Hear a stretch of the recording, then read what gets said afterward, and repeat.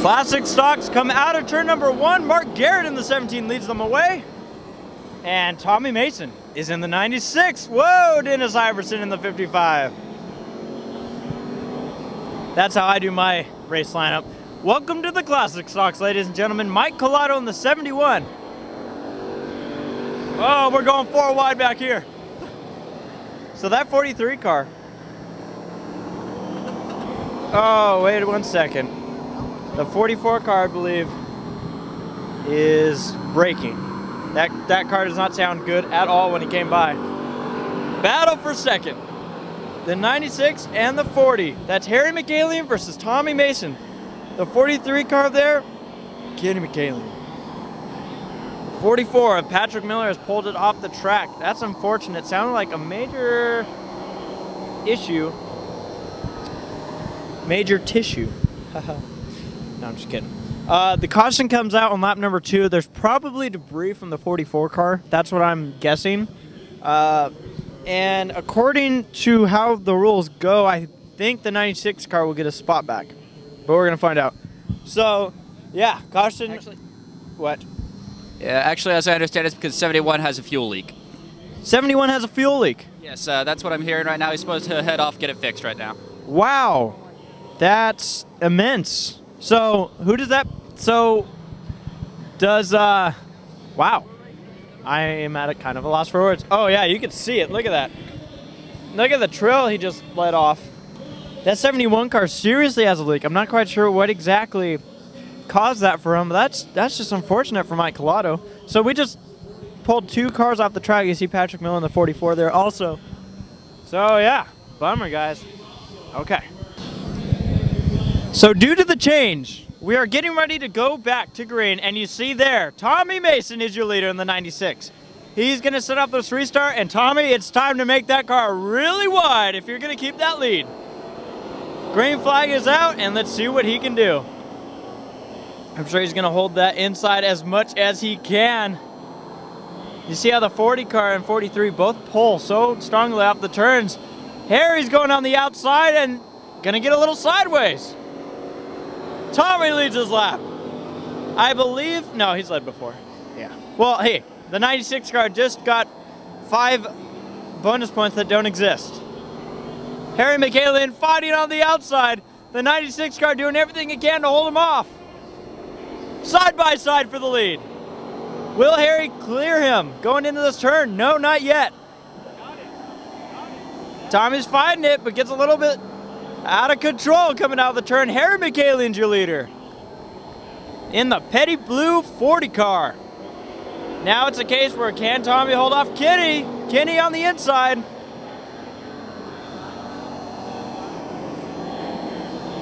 Collado is back on the racetrack in the 71, so he's doing all he can to get back to the front. Curtis Dry just lost a position to him. We're going to see how well Tommy can maintain position here. But the battle's for the lead.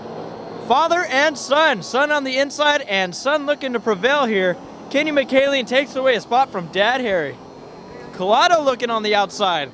Looks like he's going to pick up a spot from the 96. Whoa. Both of them a little bit sideways. 96 car loses a position. 17 of Mark Garrett. The track's fellow officer has pulled it off the track. You see there on the left side of the screen. So Mark Garrett's out of the race. That leaves us with 6 cars on the racetrack, all on the lead lap, lap number 8. So Collado in that 71, despite a really poor qualifying position, which some speculated to be perhaps a chance that it could have been, maybe just might be sandbagging. But hey, we don't know that for sure. However, that car, he's fighting his way through this field. So no matter what the case was, that 71 car definitely has the speed it did not have earlier today. Now, how about this battle we got going? Well, let's keep an eye on Collado. He's really putting on the pressure. But we got a big battle going on behind these guys for the 4th position. Tommy has it. Curtis Dry wants it. And Parnelli Jones, so the door says, Dennis Iverson, hanging there in the 6th position. Colado's gonna get by here. The 40 car can hang on the outside, but the 71 is really hooked up on the inside. 71 is gonna have the position coming across the line, but can he catch the 43 of Kenny McCallion, the car we saw dominate just non-stop throughout last season? I mean, it was pretty much a who's gonna finish second season. And you know what? It was fun to watch.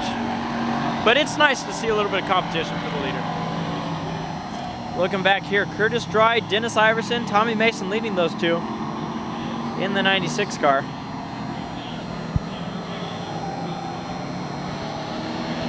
I'm waiting to see if Curtis is going to apply some bumper. He's kind of known for that. Has a strong front bumper there.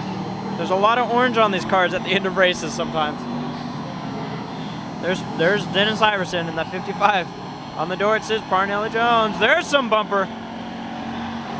And sideways is a 96.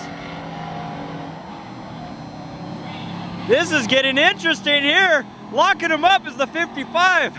Dennis Iverson. No surprise that the classic stocks are putting on a show. Tommy is sideways. Watch for the bumper here. There's the 99, turns the 96. Tommy Mason gets spun out and he is on the gas. And doing victory donuts. So Tommy, with the help of the 99 car, as I said, now has some orange paint on the side of that. Curtis Dry putting some dents in a new flattened car. Tommy got those things all beaten out after taking it out to Mike Colado's shop, Central Valley Auto Body. So yeah, that thing's starting to look like a classic stock again. Oh, and Dennis Iverson's off the pace. Not sure if something's wrong with that car, but definitely not with the power that he had. And he's gonna pull it off. That's unfortunate. Dennis, he keeps trying to get a good run out here. Oh no, he's gonna keep it on the racetrack. Maybe he's just waiting for Tommy. Who knows?